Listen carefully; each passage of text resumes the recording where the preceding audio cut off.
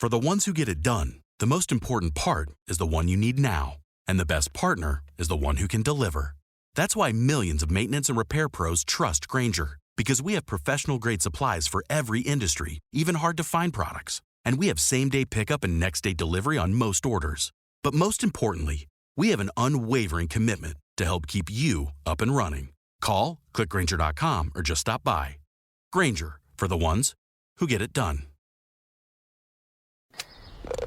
This is Long Shots, VSiN's premier golf betting podcast. Here's Matt Brown, Wes Reynolds, and Kelley Bydlon. Hey, it's Long Shots, VSiN's golf betting podcast here on the VSiN Podcast Network. Matt Brown, Wes Reynolds, Kelley Bydlon coming to you for the Players Championship, the fifth major out there in golf.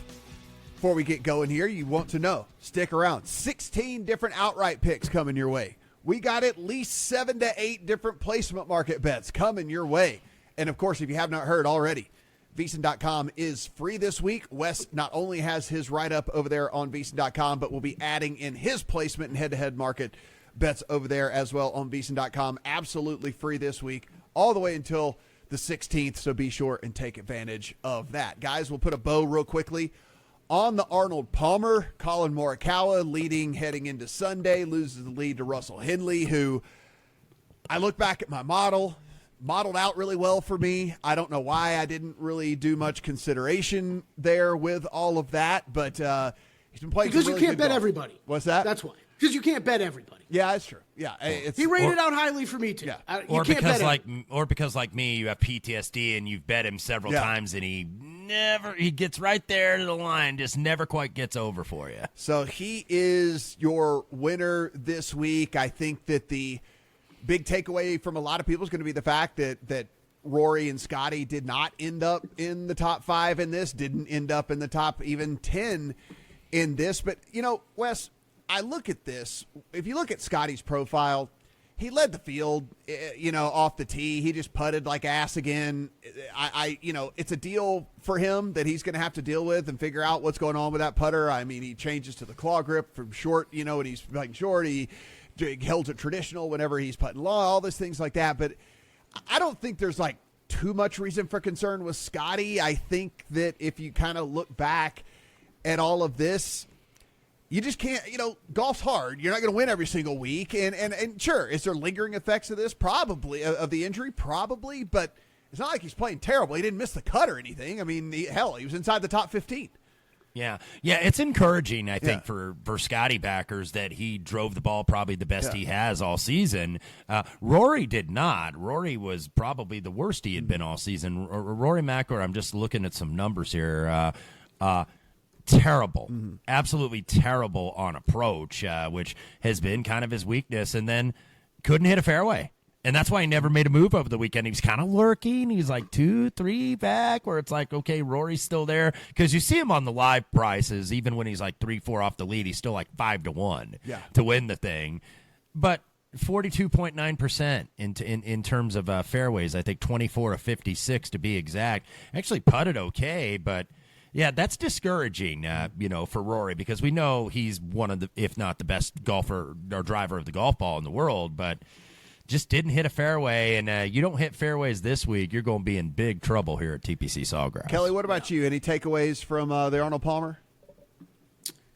Yeah, I think you guys are hitting on a couple of them, but that was like the other note I caught was that Rory, switched drivers going into the final round, which was a little odd. So that's something to keep an eye on. And then the terrible approach numbers. Look, I think I'll spin it ahead to this week. Who are you guys more confident in finishing better at the Players, Rory or Scotty? This week, Scotty, for sure. Scotty. Yeah, me too. It's just crazy because like we were talking, I was as high on Rory going into last week as I have been in a long time, it feels like. He had a win already this year, and man, I'm trying to, I don't want to overreact to one tournament. When you have guys with short odds as those two are, you see one bad tournament, it's really easy to turn your attention away then and look elsewhere the next week. Yeah, I think the other kind of standout thing to me here is, only a handful of people got cut. Max Homa Victor Hovland, two of those people, two guys that have just been struggling mightily. I don't think they're turning it around, guys. Like I think that there's something real flawed with both guys. I was listening to a couple of guys that were on the ground there at the Arnold Palmer. Victor Hovland was out on the range, like slamming clubs into the ground, all kinds of things like that or whatever. Like, seems like his game has lost him. And you know, Kelley, you and I bet Max Homa maybe more than any two human beings on the face of the planet over the last 5 years. I can't make the click. I can't make the click until I see something here. It looks like his game has lost him too. Yeah, man, I've got more faith in Hovland figuring it out sooner, I think. But, man, right now I don't think you can bet on either one of those guys. You're absolutely right. I think other thing, and look, these are, you know, just some of the bets that did get home, but some of these guys that are going to be on the card again this week. I mean, what Michael Kim continues to do this season is damn impressive. Finishes fourth. Just the approach numbers are crazy. Sepp Straka you can throw into that mix too.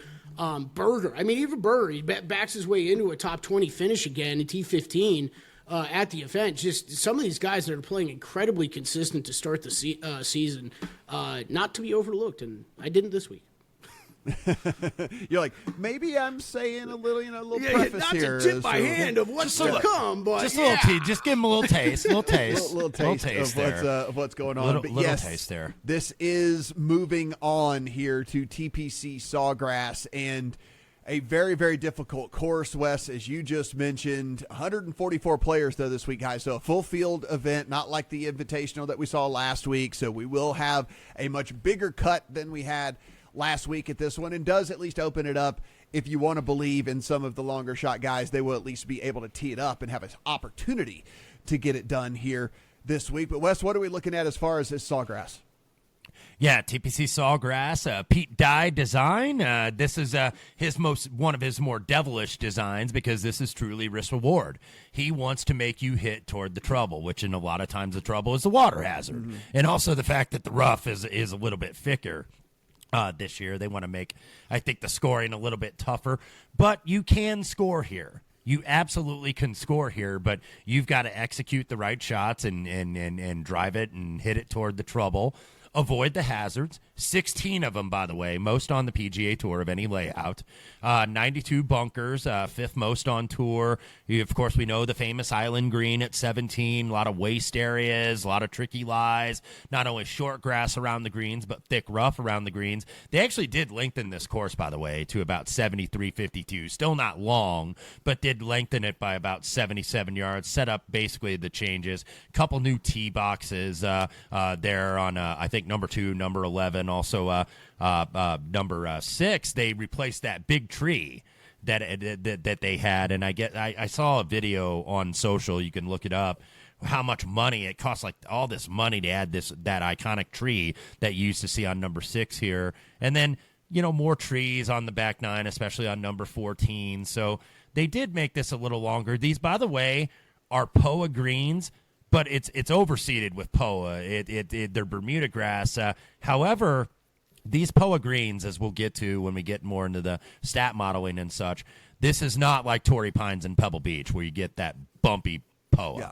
This is smooth. These are smooth. These are relatively fast, 13 on the stip meter. Fairways are narrow, 28 yards average width. So gonna have to pipe it tight down the middle, and you're gonna get, I don't care how well you play, you're gonna miss some fairways here. It's just the way it is. But Pete Dye, especially if the weather blows here, this course is going to be really, really tough.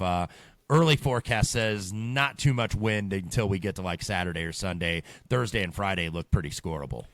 Kelley, with that missed fairway comes with a 4-inch rough, which they lengthened that by a half an inch this year. So we look at these different guys that might be hitting less than driver off the tee, but we say this often, but the longer dudes are still going to hit their 3 woods and 5 woods longer, that said, can they keep with the accuracy that we think is so important in all this, or does it even the playing field at least a little bit off the tee? And that's what we're going to see this year.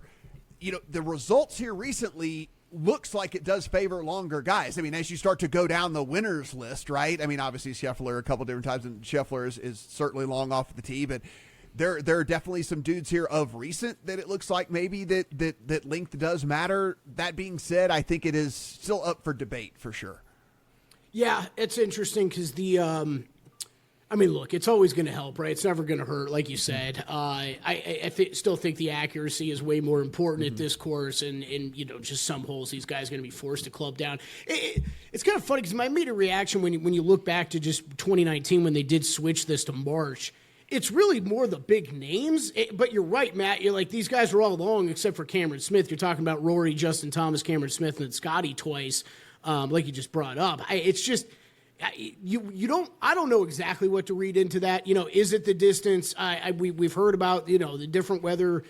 Obviously, with different weather, you're going to play in March from May, a little bit cooler. There's a little bit, just little different wind directions. But I think it's just the marquee names that those guys are almost more. That's kind of the bigger takeaway for me, and I don't know exactly why that is. Yeah. If I did, then we'd be winning lots of money. But I don't know exactly why it is, but it certainly is a trend here since they switched it to March that I don't think you can completely ignore, considering how often we bring up that this tournament is one of the toughest to predict because of how much water and how much penalty strokes are involved, right? But then you start looking... Yeah, I mean, volatility is the way to describe all of this, not only from the course conditions just in general, but as you mentioned, I mean, there's just so much water that you get errant one time. I told a couple of my buddies texted me like, who are we on this week or something. I said, just prepare to be disappointed no matter who you bet. Yeah. Because you're going to have a guy in contention come Sunday, and he's going to find the damn water, and you're just going to be upset. And you look, by the way, at the form. Oftentimes we get that grid every week. It's like, okay, recent form and then course form. This is not Augusta National. And, Kelly, we were talking about that with Gil Alexander on a numbers game. And this is not Augusta where you get consistent forms. You will get, okay, win, and then you miss the next three cuts here. Mm-hmm. And then you finish 52nd. So it is very rare to get consistent form with players on this course because of what Matt spoke of, the volatility. And also when you look at previous winners, there's not really one profile of player that has won here. You've had Rory can bomb it. And then you had Webb Simpson in 2018 who I think lost in ball striking and made it up for putting. Kind of like what Cameron Smith did, who was like 68th off the tee, almost dead last in his year where he won in 2022, but was number one on putting. So you've had good iron players, you've had bombers, you've had good short game guys. So it varies from Tim Clark to Rory McIlroy and everybody else in between who has won this thing in recent years. The one, a handful of courses on tour you can actually play as a player out there. This Sawgrass is one of those. If you stay on the resort, you can actually book tee times well in advance, and you can actually get out there for the mere price during the peak season of $750 if you do want to play around out there at TPC Sawgrass. Now, if you want to go in the dead heat of summer, Kelly, just a cool $500. You can get $5 you can get around in over there. I was thinking if you want 96 and 80 and 145% humidity, you can you can pay $500 and you can get around in. I did have the realization while I was handicapping this event that this is just like Doral this past summer for me. This is another Florida course that I've attended a wedding at, and planned to play golf, but it was rained out. This was years ago, but still, it is. So I got rained out at Doral this summer, and I got rained out at here when I was at a wedding here like 10 years ago. Yeah, great place though, gorgeous. Yeah, I mean it is. It's one of those courses you can have a golf cart, but you can't ever take it off the path. So it's like you might as well walk. Yeah. So they do not let you ride the carts on the fairway. So it's always in pristine condition. They keep it amazing, which is why it's going to cost you $750 if you want to play this puppy. Okay, so we talk about approach every week on the pod, guys, and I think this is a discussion for everybody out there who does do their own modeling. And when we say our own modeling, hopefully we're getting new listeners to this pod, so we'll say it like we do every week. We didn't make our models. We use other people's skeletons, and we put in the information, and then the models spit out the stuff that we find important to us. We say every week, approach is important. It goes in every single version of our model. Now, this week is how did we go about it? Certainly, iron play is maybe the most important thing here. Kelly, you mentioned Cam Smith we know Cam Smith just sprays that sumbitch off the tee all over the place and was still able to find success because he is so incredibly elite with his irons. So did we just completely overweight this? Did we put in proximity buckets? If so, how do we go about all of that? I think this is the discussion here. It's not like, do we love approach? Of course we love approach. Yes. I mean, that's all, and especially on this course. Because once you get to the actual green itself, that's the easy part, right? Like the greens aren't super, super crazy complex or anything or whatever. It's like it's holding the small greens after they get wind blown and hard and fast and whatever and all this stuff like that. But like once you actually get on there, then that it does at least that's probably the easiest part of the course. Kelley, I'll start with you. What did you do and how much did you emphasize and how did you break it up, if at all? Yeah, very, very heavy approach, probably as much as you'll punch into any tournament in the year is the players, for me at least. I mean, look, I think everybody can get a little bit intimidated by this course because, you can hit it in the water and make double, and that's going to happen, and you're going to see that happen a lot of times this week. But it's also a very scoreable course. As long as you're keeping it in the fairway and you're hitting greens, you can score a lot of birdies. So that's really why the approach becomes so important. And look, a little bit smaller greens, or the around the green play is not the easiest thing in the world. So scrambling around the green, keeping it in the fairways approach is going to be the most important things, at least to me this week. But very heavy approach. I think when we often do dive into kind of different proximities that we're looking at and ranges that we're looking at, the one thing about this course is they're kind of scattered evenly almost all over the place. So I don't know about you guys. I didn't punch any of that stuff in. I think if you were, you maybe want to look at the two extreme ends of what are guys doing well with wedges? What are guys doing with longer irons for those par fives? But I kind of went in a different direction with that. Went par five scoring is kind of my way to attack that. So it was a lot of just strokes gained approach, so opportunities gained. I punched in a couple of those. Just it's a scoreable course. Need to be able to put it close to the hole as possible and give yourself a birdie look. Did that, and one of the few events just to pile on approach stats however I can. Green regulations, one of the few events I'll use that at as well, just because I want as many approach numbers that I don't think are hurting me, which I do think if you lean too heavy on one end, on one proximity range or another, that could end up skewing your numbers a bit. Just overall approach stats is what I really wanted to look at the most.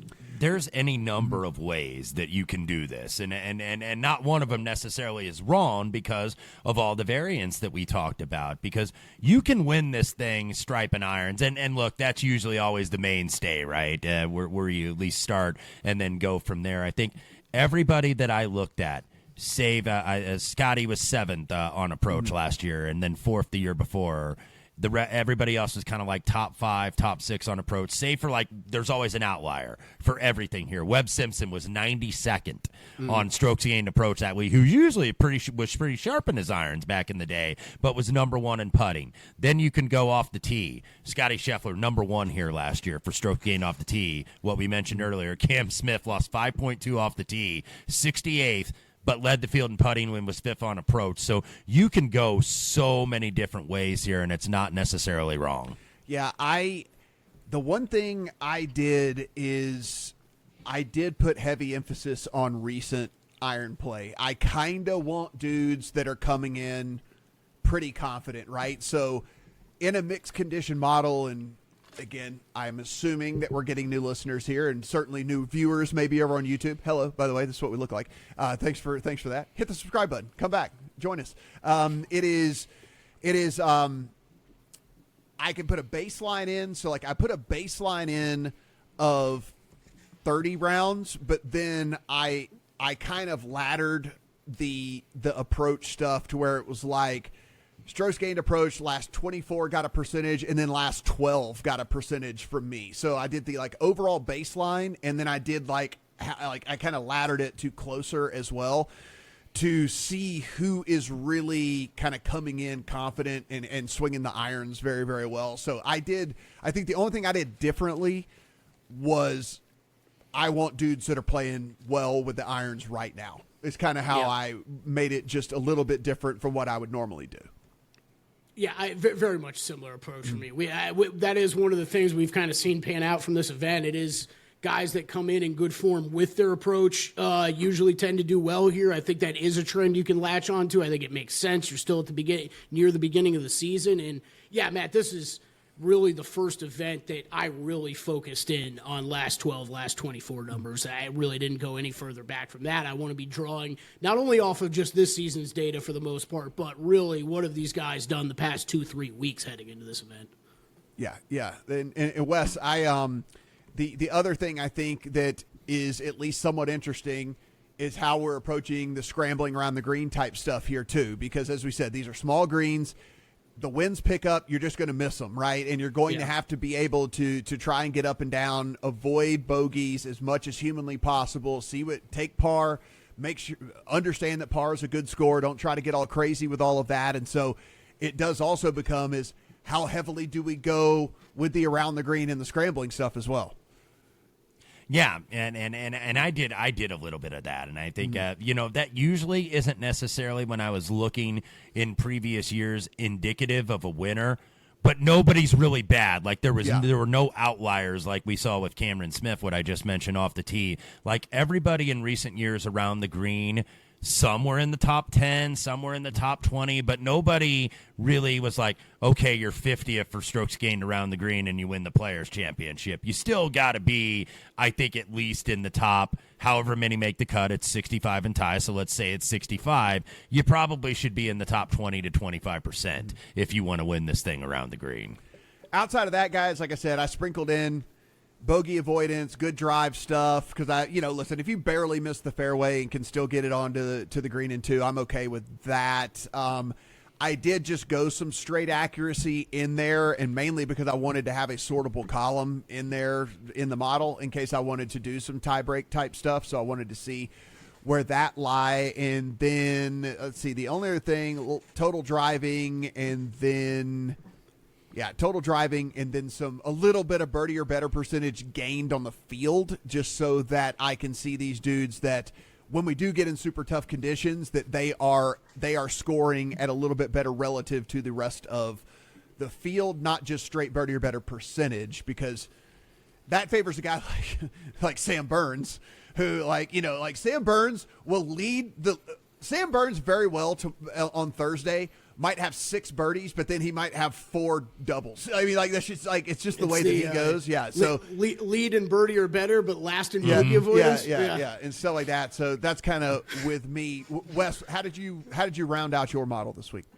Yeah, look, I started with approach. I think that you have to. I don't think you have to weigh it necessarily any more than off the tee. I did some good drives gained because I did want to incorporate a little bit more accuracy here, and knowing that guys are going to miss fairways, but still, what good drives gained does is, your ability to reach the green even when you miss the fairway. If you're in one of those bunkers or if you're in the rough, where you could still, you've avoided the hazard, but you're still in some trouble and can still reach the green. So I looked at good drives gained, a little bit of a combo platter with around the green and scrambling, and oftentimes you're going to get very similar guys, so you're going to get a lot of overlap there. Like, for example, Hideki Matsuyama, 3rd around the green and 1st in scrambling. So you're going to get a lot of those similar names if you're looking at that. Bogey avoidance and some birdie or better as well. And the bogey avoidance mainly is because of so many hazards. I feel like you're going to have have that where you're using the around the green and the scrambling to save your pars, but avoiding the bogeys is really going to be just about not hitting it in those hazards. And then a couple ones I just looked at for context. The par 5s are relatively gettable here. The birdie or better rate's about almost 40%. Even though you got water on 3 of those 4 par 5s, you got to be willing to attack those. Looked at a little bit of just general putting. I didn't go specific surface. So you don't want, some weeks you can go strokes gained Bermuda or strokes gained bent or POA. I went general here, even though, because these are pretty smooth greens that are true.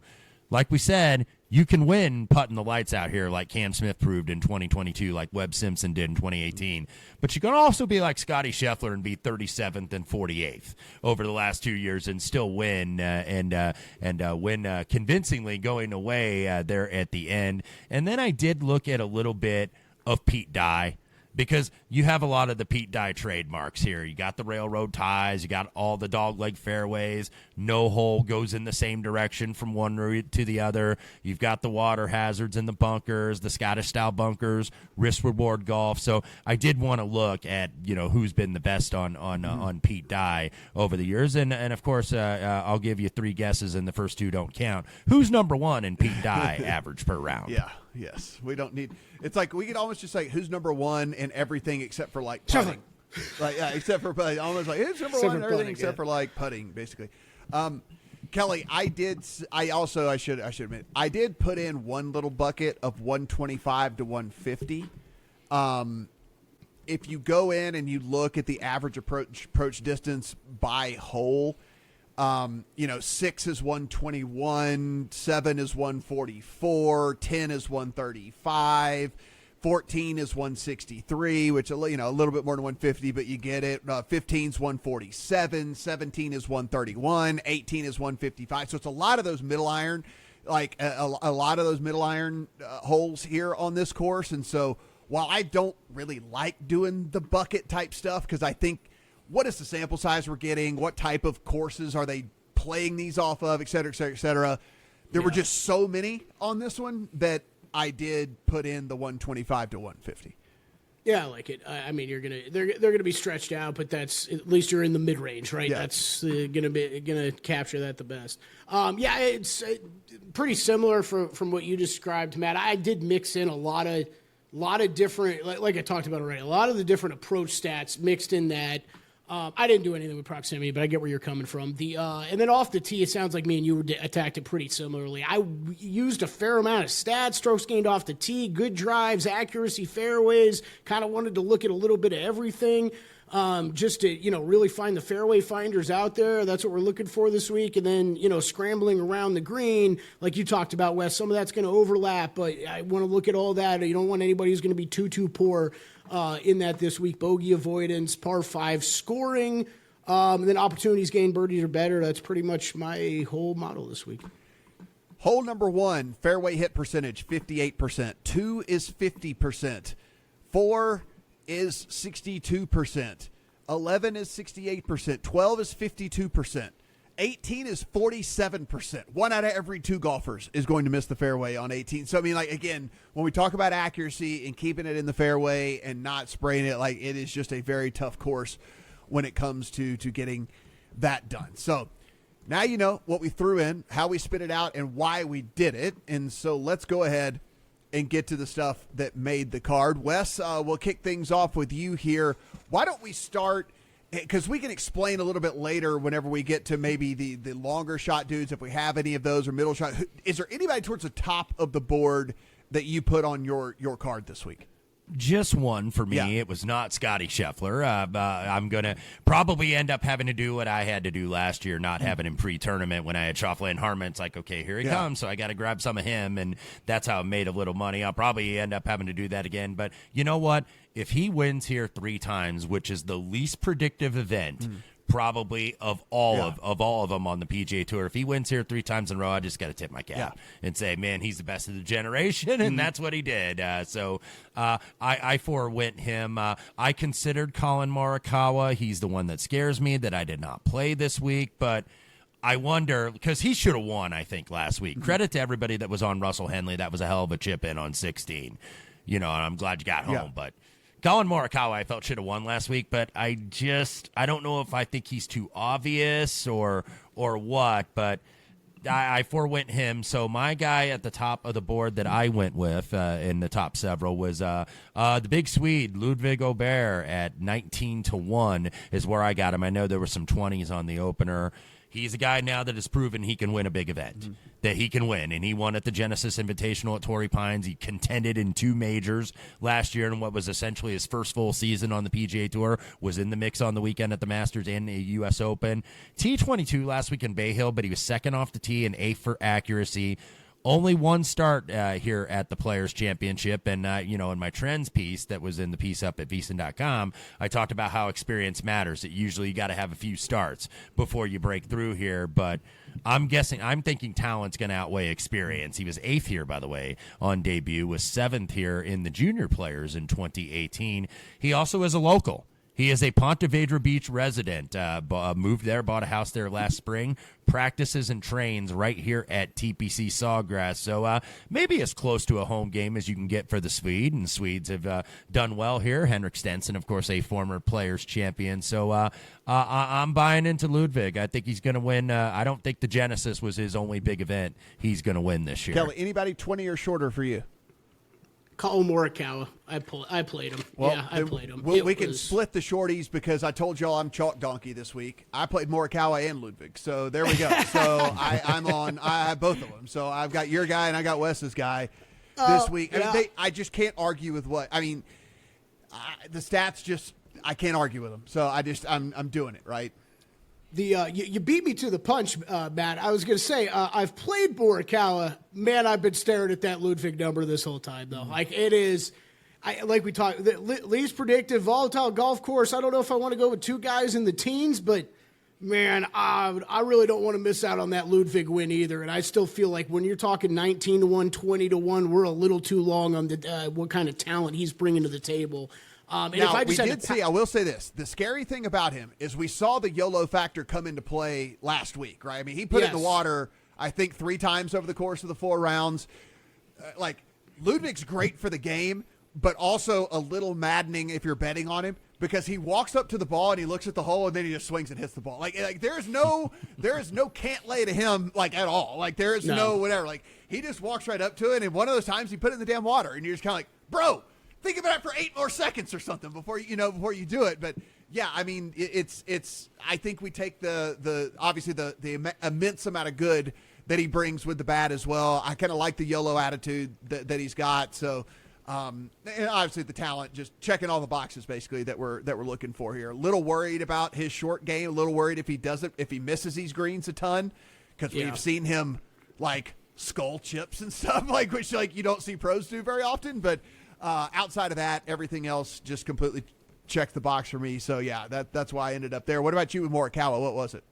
Well, I think, okay, so this is, I'm glad you circled back to Morikawa because I think the ultimate betting truth serum, if this was another course, another tournament, I don't know if I'd be betting Collin after last week. I don't know what to take away from that, right? There's a lot of good that you could say Collin Morikawa has done this season. He did in that tournament, but, man, a chance to win. What do you have, a 3-shot lead going into the back 9? I mean, you let that slip away, and we're talking about a guy who piled up the top 20 finishes last year, top 10 finishes, couldn't get it home with a win. It's been a little while now. Mm-hmm. I mean, I was screaming on this pod so much last summer. I'm going to keep betting this guy. He's right there. He's as good as anybody, but I mean, what? He then left and didn't talk to the media. I saw his press conference today, which was a little feisty, too, of just, hey, I was not in the right headspace. And I get all that, but I don't know. I don't know what we're getting with a pissed-off Collin Morikawa, right? Is that a really good thing or a really bad thing? Because it could go either way, it feels like. A player of his caliber should close that out. Yes. Even though that's a really good field and a really tough event and a tough course at Bay Hill,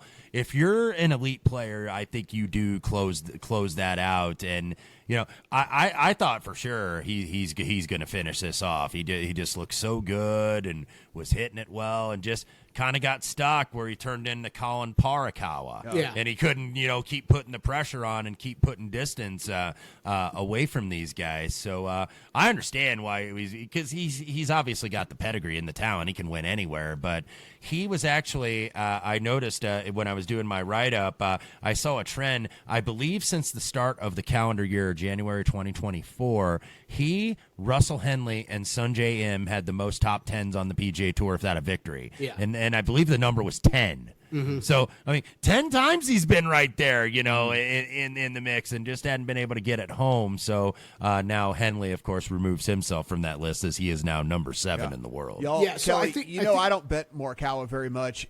No, you don't. But the thing that I do that I kind of have with him is I kind of want to hit him while he's peaking, because he kind of does this. He's kind of one of these up and down dudes, and so I think he's peaking right now, so I want to go ahead and get in before we get one of those inevitable slumps. And so that's why I ended up coming in here, because I think we're probably getting the best of him that we're going to get right now. And, again, if we kind of go by his history, there's going to be some sort of little kind of down swing at some point. So I'm going to try to capitalize here. Yeah, it's. I mean, like I said before, it's. I think if it was a different event, I might look somewhere else. But what did we just talk through? What we're looking for in a golfer this week? He fits the profile better than anybody that's out there right now. I think you could say if you were confident in Xander Schauffele's game right now, sure, he'd be right up there too. But I'm looking for a fairway finder. He's gonna get the fairways, and he's gonna hit it.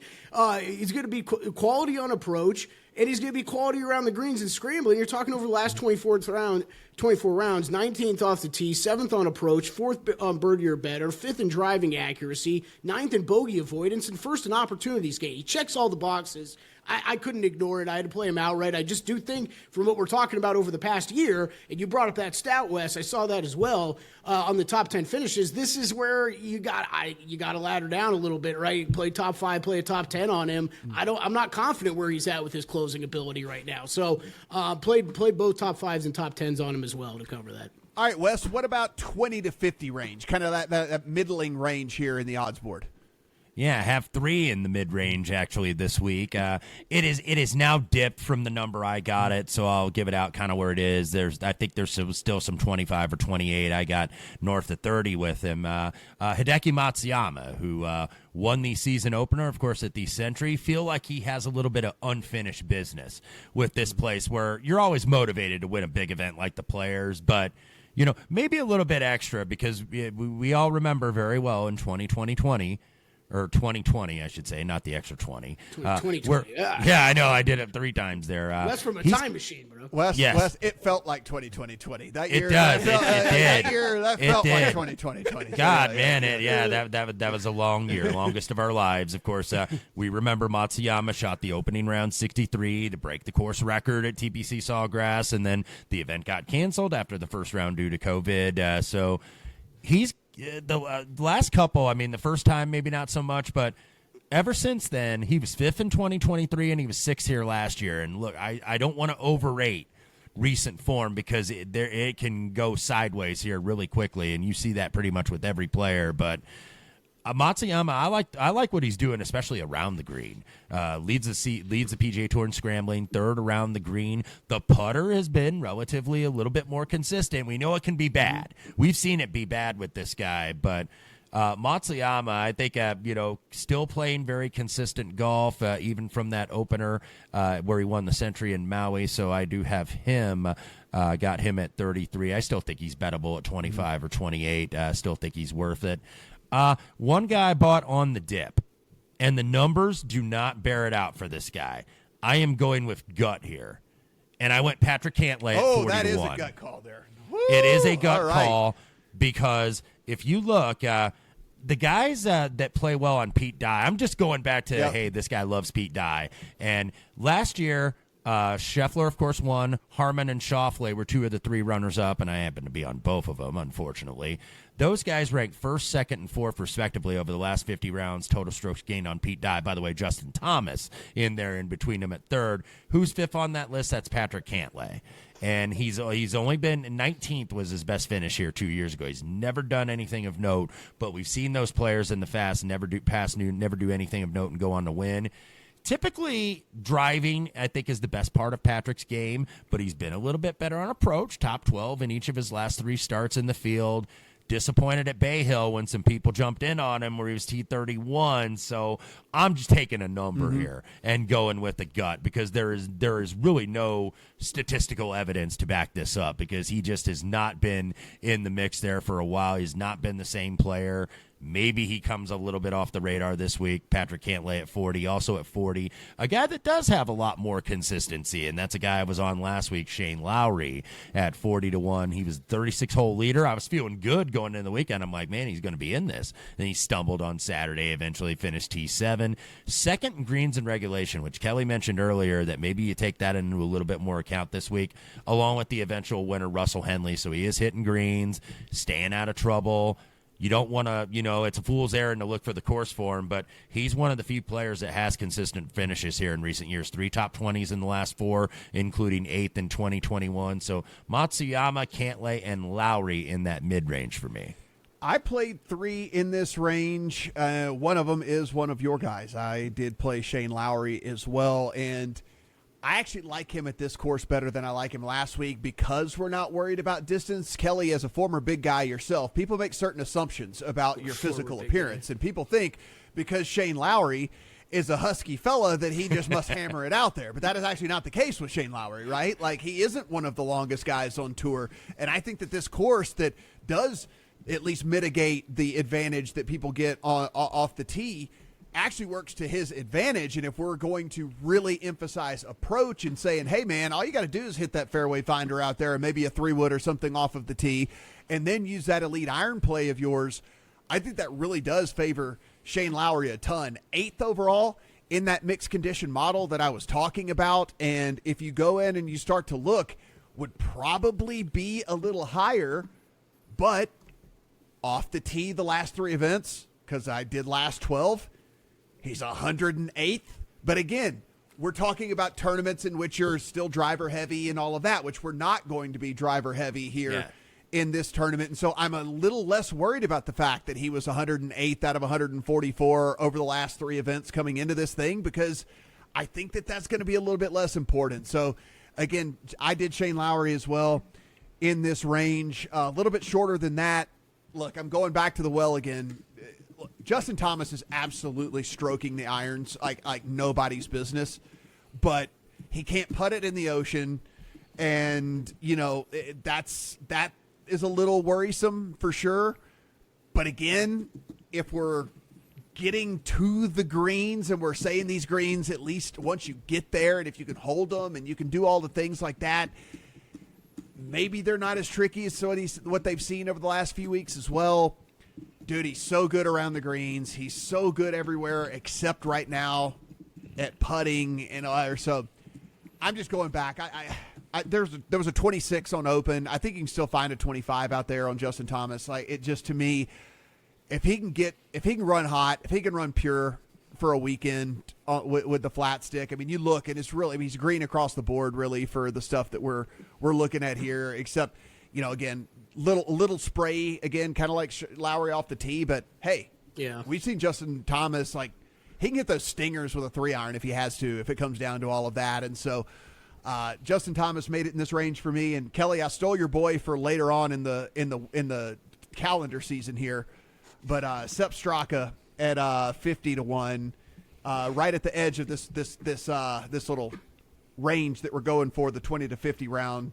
Straka obviously getting bet a ton out there in the market, because I think I saw one book out there that is down to like 28 on him. Yeah, I saw that too, and that's why I left him off, because I was like, man, I'm totally late to the party. I don't want to be early for the funeral here. So if you got 50 like you got, that's a damn good number. Yeah, he is down to 28 at Caesars right now, which is just absolutely. Well, Matt, let's be real about it. He's down to 14-1 at one book here in town. Yeah, that's so. I know. So we're joking here, and like to let you guys in on the joke. So we have a couple. I mean, books. I'm not joking. I'm not joking. We have a couple. Well, I'm saying it's an inside joke. People don't know what we're talking about here, but it's like there's a book here in town. We have a couple books in Vegas that, or I should say Nevada, that you guys rest of country don't have, and sometimes they just have odd numbers posted. And then Kelley sends me a screenshot earlier today, and Sepp Straka was like shorter than like almost everyone in the field. And so it's just like, what is going on here? And Kelley, they have not fixed it as of time of this recording. So maybe it's not a glitch. Maybe someone came in and just like unloaded on Sepp Straka, and they want no more liability to him or something. Yeah, maybe. I'm on Straka too. Look, my immediate reaction was after last week was to add Straka for the Masters. I bet him at 100-1 for the Masters. And look, I didn't bet him right away for the Players. Wanted to kind of dig into some stuff, but man, it's just the approach numbers again. You take away that Genesis Invitational and what he has done this season on approach, off the tee. It's been fantastic. It's what you're looking for at this event. So I'm in on him too. You even got a better number than me. Best I could find by the time I got down to make a bet this afternoon was 45. And that was disappearing quickly. So, yeah, 45, I'm in on Sepp Straka as well. I think there is nothing to hate here. He was third in my last 24-round model that I ran. Over that time, you're talking 22nd in good drives, 5th on approach, 14th birdie or better, 13th in bogey avoidance, 12th in par 5 scoring. It's just everything you're looking for right here. And then, both with him and Morikawa, like before, maybe he's a little bit like Morikawa light, but it's what we talked about before, Matt, where I'm looking for, not only looking for guys that fit the profile, what I'm looking for here in a golfer this week with his game, but have you done well recently? And it has been nothing but recent success for Sepp Straka. So I am not backing away from him at this event, at least. I'm happy to go right back to him. Played a outright and then covered that with a top 5 on Straka this week. Keep in mind. Oh, sorry to interject. I was like, keep in mind, he was 60-1 when we hit him at the Amex. Much stronger field. This is telling you that, there's some smart people, including you two gentlemen, that are on Sepp Straka this week. So hopefully he's not a regret where I got too price sensitive here. If anybody is listening to this as soon as this comes out, and I can't promise you it'll still be there, but as of this recording, the 50's still available at DraftKings currently as of us recording this right now on Sepp Straka. So you can, it is at least there in the evening. For everybody out there. On the evening Pacific Coast time here on a Tuesday is still available. That's everything in that range for me. Kelly, did you have anybody else in that kind of 20 to 50 range? Let's see, just on the outside, so I guess I'll kick off the next range. Yeah. But, just to bring up, I wanted to circle back, because, Wes, you're right. You're going to see a lot of different results here from these guys that have even done well, but it's comforting to see that your guy has at least played well at this course a time or two, so he knows he has that experience, and the water's not going to scare him off too much or anything. So, Straka, T16 here last year. He's got a T9 under his belt at this event as well, so it is nice to see that. My last and then only other outright is in that next range. I went back to Berger. Wes, I think you're on him too, but yeah, 65-1 Berger. I don't want to say becoming a numbers play, but it is to a degree. I don't know if I had planned to be betting Berger kind of every week here, but man, where he's ended up right now in my models, based off of what numbers you're finding in the betting markets, just doesn't add up to me. So I did fire on Berger, 65-1 again. Just what he's doing ball striking is really elite. 8th off the tee, 36 on approach over his last 24 rounds. Couple shaky approach tournaments, the last 2 out, but we know that's the strongest part of his game, so I'm not overly concerned with it yet, but he's kind of making up for it everywhere else on the golf course right now, so that's really something to be excited. I mean, 4th in scrambling over the last 24 rounds, 1st in good drives, so he's kind of checking those boxes, so I'm okay to forgive maybe some struggles with the irons these last 2 weeks, because we know that's kind of the part of the game that he leans on the most. The results have been there. T15 last week, T25 at the Cognizant, 12th at Genesis, T2 at the Phoenix. Results have been here. Again, we've seen him finish well at this tournament before as well, T13 and a T9 the last couple times he's played. Now, that does go back a little bit because he's missed time due to injury. But, yeah, I'm back in on Berger this week. I do think he's I think when we just talk about how we construct our betting card from a betting standpoint, I think with all the volatility here, I did try to dial back and not play as many placements and matchups this week. Just kind of go a little bit more outright heavy. I think Berger fits that to a T with this long of a number. I cover it with a top 5. I move on with my day. There's some other guys I couldn't really take that approach with that I'll get to after. But yeah, that is Berger's where I ended my outright. So for me, it is Morikawa, Straka, and then Berger right in that kind of 50-1 plus range. Wes, I'll let you elaborate since you also have him on your card. It's worth me noting though, since I did focus hypersensitively on like recent form, Berger was as high as 4th in one of the versions of the models that I ran, just to kind of let you know, if you do care about super recent form, he was as high as 4th in one of my models. Yeah, this is a little bit of a gut, putting the form that you guys talked about as well. I think that's another feather in his cap, but this is a little bit gut for me because, of course, relatively, even though he's more South Florida, relatively from the area. So I said I was going to bet Berger every event in Florida. So far, I'm 0 for 2. Of course, didn't get there at the Cognizant nor last week at Bay Hill. Should have finished top 10, doubled on the last two, dropped to T15, but didn't play at the Players the last 2 years due to injury. Was injured in 2023 and then wasn't qualified because he was out with that injury last year. So I think he might be chomping at the bit to kind of get back here to this Pete Dye beast at TPC Sawgrass. A couple top 10s here in his career, 2016, 2021, 13th last time out. Good run of form, 5 top 25s, 3 top 15s, and a runner-up at Phoenix, all in his last 6 starts. So Daniel Berger, I'm going to keep going to him. I think maybe this is a place, too, where it sometimes is chalky and sometimes not, and you will get mid-range guys. Just looking at the recent history, and you can catch that in my column at vsin.com, you have had shorter guys win here. Scotty last year, or Scotty the year before, Rory, Justin Thomas. But you've also had some mid-rangers, Martin Keimer, Matt Kuchar, Ricky Fowler, and I think Berger kind of falls in line with that. I didn't get to the outright on him, guys, but I found a Berger over Tom Kim head-to-head. And love that. And, yeah, I mean, like, the difference where they model out to me right now with what Tom Kim's kind of doing, which is not good. By the way, he also got cut this past week. One of the handfuls of guys that got cut this past week, too. Yeah, Berger, like I said, as high as 4th in mine. Kim's down in, like, the 50, 55-ish range in the model for me. I like his form. I like Berger's form so much better than I like Tom Kim right now. And just a heads up out there to people that are in a Bet365 market, I do not have access to Bet365 and can't get to it, but they are offering a Berger versus Victor Hovland, which I would bet a car on right now. Like, so if I could, if you wanted to get that. Now, it is on the move from a juice standpoint. It's all the way out to minus 130 right now on Berger. Still a bet. I would bet it probably to 145, and like, because again, Hovland's game is in shambles, and like Berger is, if anything, kind of rounding into form and becoming more confident. But again, that's if you live in a Bet365 market. I do not have access to Bet365, but it's worth throwing out there for everybody who does.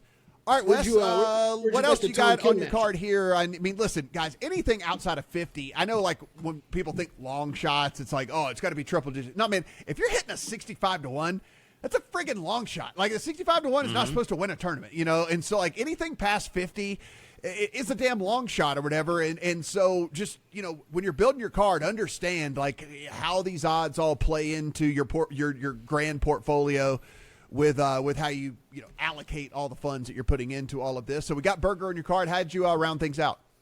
Yeah, this one was a long shot at open. Now it's probably in the mid-range. I'm actually looking for the best price to see if I would go ahead and recommend. I still think there's a 55 out there or a 60 there. I took 70 with one Aaron Rye, who is also, like Ludwig, a now local of Ponte Vedra Beach. 2 solid finishes here, 19th and 35th. He was 4th entering the final round on his debut in 2023. 75 at FanDuel there, Wes. 75. Yeah. Oh, wow. Yeah. Oh, wow. So I don't have the best of it, but yeah, absolutely. I was on him, of course, last fall when he won that Wyndham and held off Max Grazerman. Sneaky underrated course correlation here, and you know, this isn't one.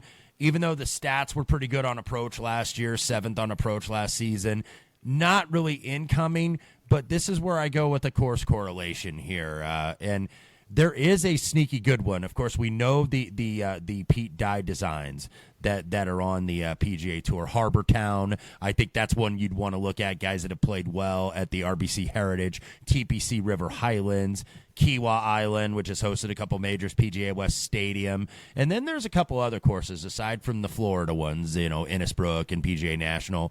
One of the strong course correlations is at Sedgefield, TPC Southwind, by the way, in Memphis, another one. And you have seen a lot of players over the years that have won both the Players at TPC Sawgrass and the Wyndham at Sedgefield, like Rye did. Siwoo Kim in recent years, Webb Simpson, Henrik Stenson. Going back a little bit further, KJ Choi, Davis Love won at both tracks. Adam Scott and Tim Clark have also won the Players and were runner-up at Sedgefield. Kevin Kisner and Sergio Garcia went the reverse order, winners of the Wyndham and then runners-up at TPC Sawgrass. So there is a sneaky good course correlation with Sedgefield. And I realize that's, not always a tried and true angle, but I thought it was very interesting to look at some of those. And I think that could apply here where one of these can actually hit. If you look at the recent form with Aaron, 4th at the Mexico Open, was 11th last week in Bay Hill. Both of those courses, Vedanta Vallarta and Bay Hill, are really long courses. Probably too long for Aaron Rai, to be honest with you. Not exactly a bomber off the tee, but he's a really good approach guy. And where there's a premium, I think, on a little bit more iron play, I think he could go well here. He obviously has some experience, maybe not so much as playing in these events, only two appearances here, but lives here in the area, trains and practices here. So Aaron Rai at 70-1. And then I do have one triple-digit guy. There were a couple honorable mentions I did consider. Andrew Putnam, Grayson Sigg, that kind of popped on a lot of the stat categories as I was compiling those this week. But I did go with one at 120-1. I went with the Gim Reaper, Doug Gim, and he has started 2025 relatively quiet. Best finish of the season, though, 2 weeks ago at the Cognizant was T11. 6th for the season on the PGA Tour on approach, 9th tee to green.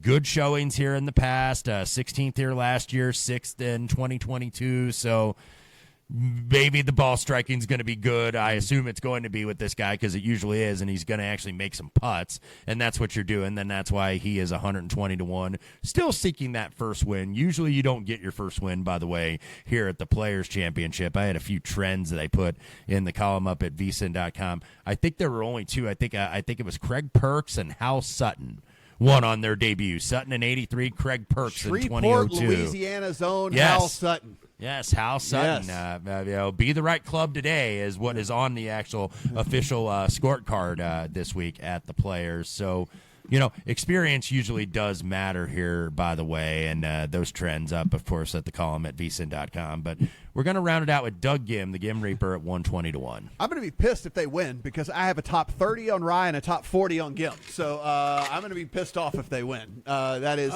Rye was way up there for me, too. He's one of my first leave-offs. I was blown away at how high Doug Gim was in these models. Doug Gim is 11th in one version, actually 11th in both, but he's 11th in both of the kind of recent stuff going on. So he's coming in basically as hot as anybody out there. And so I have Gim in top 40, still plus money.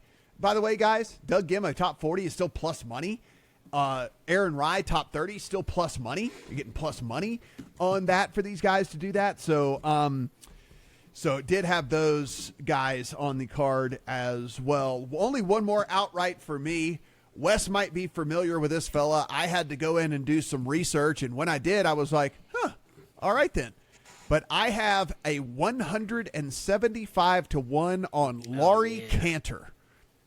Laurie Cantor plays almost exclusively over there on the European Tour, but he has 4 starts in 2025, a third, a first, a T35, and a second.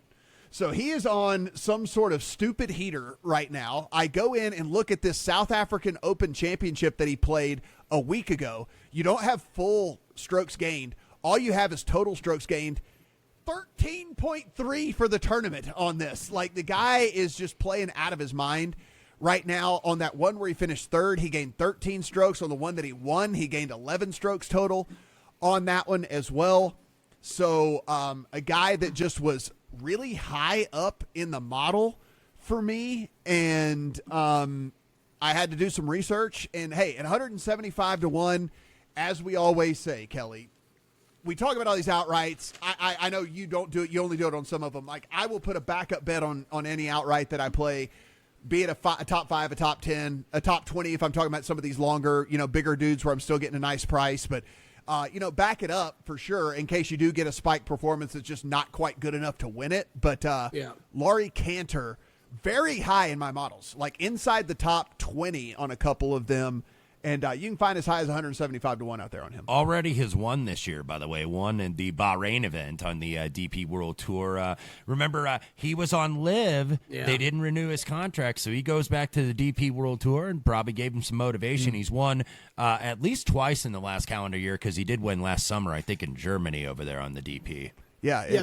Wes, correct me if I'm wrong, but this is the first example, right, that we have of someone who went Live and then reworked his way back through the process Yeah. Because there's not a direct live to PGA Tour right now, but you can go live back to DP World Tour and then get into he's qualified this week, I believe, because he cracked top 50 world golf rankings. Yes. And is now qualified then to play the Players. So I don't want to say, obviously, nobody's really looking for loopholes, but he kind of found his way into a loophole, and this could be the first of several to come here as we hear some of these live contracts are coming up. Because I think, if memory serves me correctly, I think he was in that top 10, because now on the DP World Tour, if you're not otherwise eligible, like Rory or, one of the really elite European players, if you finish, I think, top 10 in these point standings, you do get your card on the PGA Tour. Now, you don't necessarily get in every single event,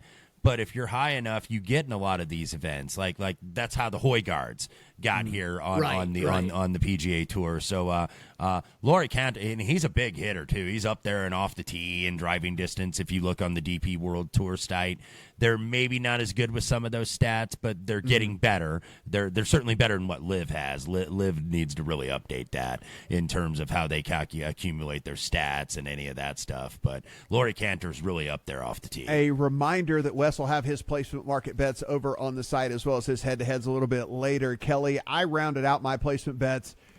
I'm going to ride the heater with Russell Henley. I took a top 10 on him. He also very high in all of these models, as you would imagine, if I'm doing recency stuff and all that. So Russell Henley, I took a top 10 on him, and then I took a top 20 and a top 10 on Michael Kim, a guy that we are obviously in love with. You and I have been texting about it as soon as the market hit, went in and jumped in on that. Guy's hitting his irons better maybe than anybody out there right now. And he's not making a bunch of bogeys either, which is going to be important on a course like this. So even when he's not making birdies, he's at least making pars, And so I think that might be good enough to keep him at least somewhat in contention this week. So a top 20, and I did kind of ladder to a top 10 here on Michael Kim. Yeah, he's getting it done everywhere. I was actually surprised when I dug into the numbers. Okay, sure, approach is good. 24th on approach over the last 12 rounds, so you're really just talking the last 3 tournaments. I maybe expected him to be ranked higher, or rate out higher than that, Matt, of just, looking at what he's done stat-wise and everything. I kind of figured he'd be top 10 over the last 12 rounds, to be honest. But, okay, 24th, that's great. But like you just brought up, first in bogey avoidance, first in scrambling over that time. So kind of the defensive metrics that we're looking at here, he checks the boxes for as well. So yeah, a top 20 for me and a top 10 on him. And then the other guy I did that with is Tommy Fleetwood. I'm going back to Fleetwood. Same kind of. I was going to bring him up, so I'm glad you brought him up, because I was going to. So he is second in one of the models for me, and I'm glad you did placement market. So it's like anybody that's ever second is with a number that's attached to him, like Fleetwood, it should be an auto bet for me. But the fact that his win equity is damn near zero, I'm just not doing it anymore. But I will say this: if you're playing DFS, if you're whatever, something like that, he checks all the boxes for this tournament. It's just I don't know if he can win. So. Yeah, I mean, look, he was one of the, not like it was a big winning week for me. I got him live on Morikawa on Saturday, so it ended up being a small losing event for me. Could have easily have been a little winning event for me, but one of those heroes, though, to help save you money. I mean, he backed his way into another top 20, Tommy Fleetwood, last week. It's all the dude does. So I'll keep betting him in those markets, top 20, top 10. He was top 5 in last 12-round model and the last 24-round model that I ran, Matt. He was, I think, 4th and 5th, respectively, in the 2 that I ran for him. So, look, he's got 2 top 10 finishes here. Great. Okay, you've seen that he's done it here at this course before. In the last 24 rounds, it's 4th on approach. He's one of the most consistent approach players in this tournament, and you're looking for the guys that are finding fairways. 10th in good drive gained. He's 16th in overall accuracy off the tee. And he's got, PGA Tour this year, it's T11, T5, and T22, and the 3 times that he's teed it up. So great results since he's been over on the PGA Tour. I'm going to keep playing him. So yeah, top 10, top 20 for me on Fleetwood. I was actually a little surprised. Plus 120. I hit on a top 20 out there. I was a little surprised he was that far plus above. money. Yeah, I know. Give me that. Yeah. Absolutely. He's a top 20 machine. Yeah, and then, Matt, just to round back, I want to go back. Michael Kim, I did play in one tournament matchup. Again, guys, I really went in with the game plan of, hey, there's a lot of variance and results here. I'm just going to focus on outrights, kind of not play a lot of placements. But Fleetwood and Kim, I think those are the right calls at least for me personally, the right calls. If you want to bet outrights, go ahead. Tournament matchups, I didn't really think I'd end up on a ton of these either. Matt, I want to know where you found that Berger Tom Kim one, because I'll be adding that. I played Justin Thomas over Schauffele at -120. Look, there's enough questions for me still with Schauffele that if all I'm laying is -120 with JT, without what his approach numbers are like right now, good enough for me to get in on a matchup. And then I played Michael Kim in a matchup too. Thank God the books didn't list more Michael Kim matchups, because God knows how much money I might lose on this guy this week. But I played Michael Kim in a matchup over Davis Thompson then too, whose game... I think we saw Davis Thompson coming on strong at the end of last year. I thought he'd make a little bit more noise as we headed into this season. He's been okay. -120 for Michael Kim on over a matchup over Davis Thompson. I'm in on that one as well. So that is my whole card then. Yeah, I am trying to really quickly, because I know. Let's my entire card, not like my whole card, like I'm a blackjack dude. Let's get to one and done real quickly. I know people like when we talk one and done strategy with all of this. I imagine you will see a ton of ownership on Scotty Scheffler, rightfully so. I would imagine you see a decent amount of ownership on people that have Colin Morikawa left. I imagine he's pretty high up there.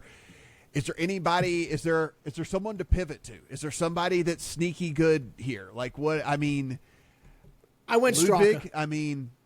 I went Straka. I think this is a tough week. Because of what you're bringing up, Matt. I don't think there's a wrong answer there. This is big money, right? This is big money. I don't think there's a wrong answer there at the top.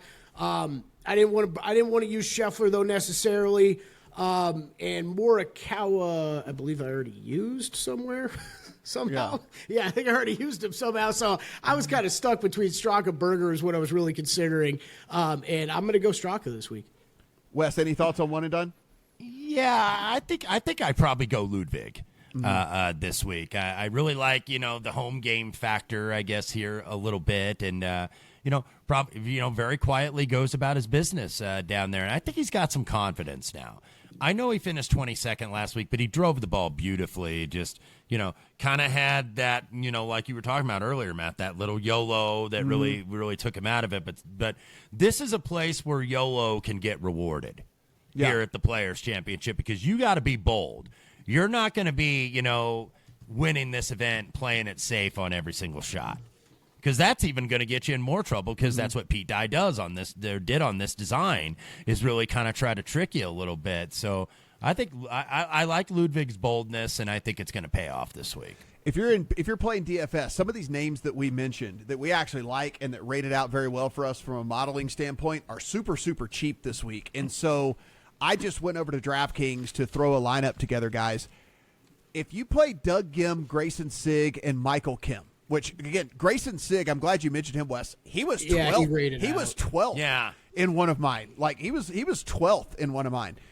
So if you play Doug Gim, Grayson Sigg, and Michael Kim, you could round out the lineup with Scheffler, Oberg, and Justin Thomas, or Colin Morikawa. You could go either one of them in that third slot there. So you could put Scotty, Oberg, and Morikawa in the same lineup to go along with those three guys or whatever. So again, like, if you want to do the stars and scrubs stuff like that, this week is prime for that for sure. Yeah, number 12 in my last 12-round model as well is one Grayson Sigg. Henrik Norlander was another guy that was kind of up there for me a little bit. So could be a guy that's a bomb if you're playing, like Matt said, with DFS or, top 40 markets. You get some plus money on them top 40 markets with them guys that are triple-digit outrights to win this thing. Yeah. And that's where that's where I like to live. Sometimes in these shorter fields like we had last week at Bay Hill, you can't really play top 30s and top 40s because only like 50 guys make the cut. So, that's typically where I like to be, in the 20s, 30s, and 40s. Top 5s and top 10s are lucrative, but they're difficult to hit. Guys, I will say. Yep. Go ahead, Kelley. Yeah. Sorry. Just real quick, because I had a list too. I had a list of, these were close to how do I mix these in? Do I want to do anything with these guys? You guys bet the top name of my list what was are you doing Aaron tomorrow? Rye. You want to make the drive to Arizona? We'll make some DFS lineups. You know, There we go. Yeah, let's make the drive. You know, stop at the Hoover Dam, Yeah. taking the sights. Yeah, Aaron Rye definitely was the top of that list. I'm surprised nobody mentioned him, but I guess I'm the guy who mainly backs him here on this pod, anyways. One Siwoo Kim, Siwoo Kim, right? Nobody had him. Nobody had Siwoo. Former winner. Former winner. He rated out pretty highly for me as well this week. I mean, I guess kind of similar golf profile type too in Aaron Rye. But Siwoo, I got close. I didn't do anything with. I'm saving one surprise a little bit for you guys. Okay, another guy we've talked a lot about this year. I think all three of us have bet him at some point. But I think you can this is where a guy might rate out high for you, and you need to go see why and check out where he's played at and everything. One, Alex Smalley. We've talked about him a lot this year. Rated out pretty highly for me. I just don't think this is the perfect course fit for him. I'd rather use him elsewhere. And just seeing kind of where he's had success, I don't really know if I want to translate that over to the players. I tell you, the guy, he's a bigger name, and my favorite golfer on tour. But last 24, not that great. Last 12, I go and pull up approach numbers and look at what one Keegan Bradley is doing, and it is damn impressive. He was 7th in my last 12-round model. So I stayed away from him. I think there's better courses that fit his style out there than this. But, man, I got really close to doing something with Keegan this week. Something being to be said for momentum, though. Shot that 64 on Sunday at Bay Hill. That's what got me a couple years ago on Rahm at the Memorial after he shot that 64 at the work day where he finished way down the board. Sometimes that happens. And then one thing I'll say for Siwoo, just looking at Siwoo's profile, all the correlated courses I've mentioned, aside from the fact that he's won here at TPC Sawgrass, all the correlated courses he's won on. Yeah. The Wyndham at Sedgefield, the American Express, another Pete Dye design, the PGA West Stadium course, Waialae, Sony Open in Hawaii, of course, because of a lot of the water, and it's a shorter par 70. You've seen a lot of crossover between successful players on those courses and here at the Players, so I'm not mad at Siwoo this week. Kelly, as far as Smalley goes, he was the one that I disagreed with my model the absolute most on. 91st in this field in strokes gained approach, coming in 72nd in scrambling, 86th in 125 to 150 yards. If you go down to the strokes gained approach, the last 12 rounds entering this, 97th in this field. He was the dude that I disagreed with the model the most. I don't care. I'm not a slave to the model, right? And so, I see names, I go in, I dig in, and then I decide, the model put me on to this guy. I didn't agree with the model for me.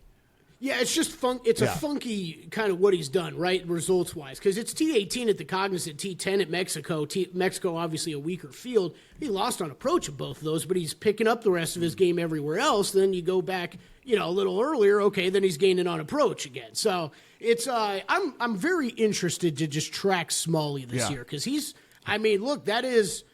What is that? 4 top 20 finishes and a T21 already on the season? His around the green and his scrambling, I think, really pushes him up there because he's 5th around the green average per round this season on the PGA Tour, and I believe he's 11th for scrambling percentage. So you look, and it's like, man, this guy, it feels like he's playing great. And then the moment you bet him, that happens to me all the time when I'm looking at these. And then the moment you bet him, it's like miscut.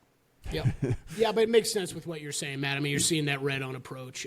And shout out to Rick Gaiman and Rick Rungood, who we use it. I think all three of us use his site.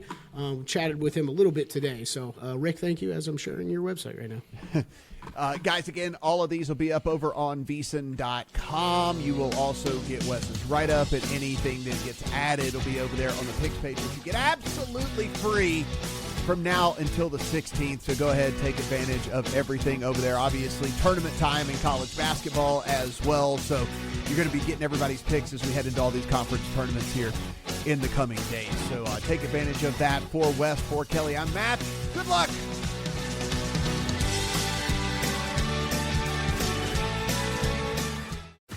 If you work in quality control at a candy factory, you know strict safety regulations come with the job. It's why you partner with Grainger. Grainger helps you find the high quality and compliant products your business needs to inspect, detect, and help correct issues. And the sweetest part is, everyone gets a product that's as safe to eat as it is delicious. Call 1-800-GRANGER, click Grainger.com, or just stop by. Grainger, for the ones who get it done.